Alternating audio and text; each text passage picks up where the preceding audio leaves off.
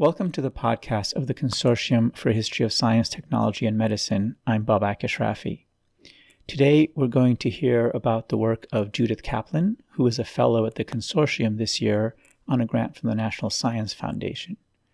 Judy, would you please tell us a little bit about your background and your project?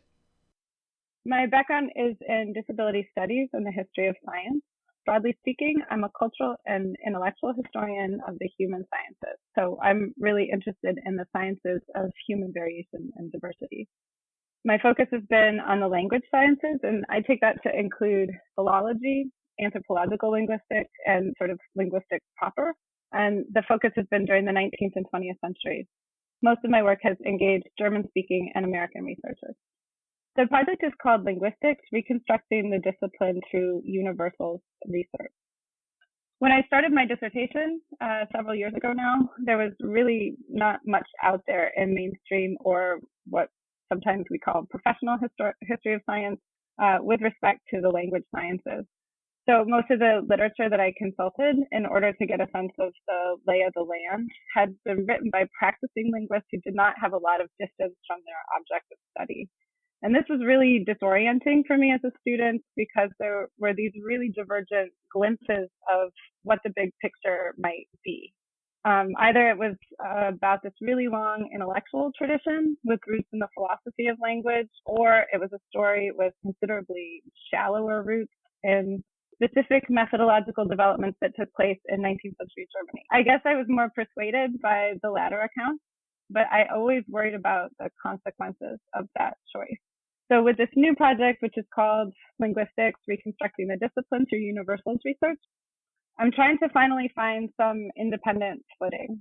I hope the project will yield a way of thinking about the overall shape of the language sciences that will be useful to others who want to pursue specialized research questions in this important, but what I think is still a pretty underrepresented domain of the history of science. Historians of science and STS scholars are my primary audience, but I hope that linguists, practicing linguists, that is, students, and general audience will also find the project useful. Well, language is absolutely fundamental to specific and general ways of being human. So I think we should all be interested in what the quote-unquote experts have to say about it. This dovetails with lots of other debates about who should have the authority to study and manage human diversity. So concerns about genetic sampling and disability activism are just two examples that immediately leap to my mind here. I think the project will also address the efforts of those working to protect the vitality of endangered languages and their speakers through its emphasis on sort of ground-up, empirically derived language universals. In this connection, it may become a resource for policymaking initiatives around the preservation of linguistic diversity. The project's about two approaches to language universals, one empirical and bottom-up, the other logical and top-down, that took shape during the 1960s and 70s. The former is associated with the work of Joseph Greenberg, the latter with Noam Chomsky.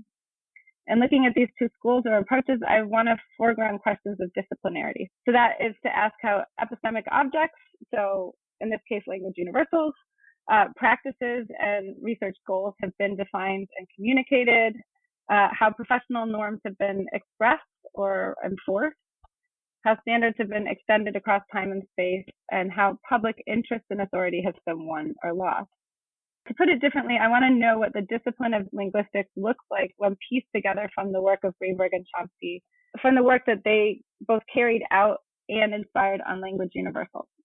I think it's possible to operationalize theoretical questions about disciplinarity from there. So what professional training was assumed by each or by members of each school? How were proposals, evidence, and theories evaluated in each tradition and by whom? How was research communicated and how did these communications sustain or serve to isolate the two camps? And by what means and to what extent were junior researchers brought into the camps? And finally, what authority did linguistic expertise carry with publics around the world? Archival materials at the American Philosophical Society, the Rockefeller Archive Center, the Smithsonian, and Yale have all been really important insofar as they've informed the background to this study. But that said, MIT is the main member institution I plan to visit as a fellow.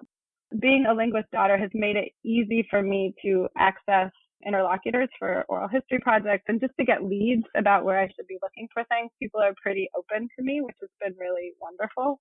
I worry a little bit about how close I am to the research in a personal way as well. My mom pivoted from literary studies to linguistics in the early 80s when I was growing up. And for her, it was a profoundly feminist move.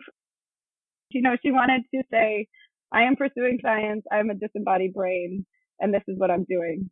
And I think this is where some of my investment in the really most fundamental research question in everything that I do is, about how the lines between the humanities and the sciences have been adjudicated. And I find that linguistics is a really good test case for sort of pushing on those boundaries, those metadisciplinary boundaries. And I realized that, this comes from a lot of what she was saying when I was maybe 6 or 7 years old. Thank you, Judy. That sounds fascinating. We look forward to hearing more about your work in due course.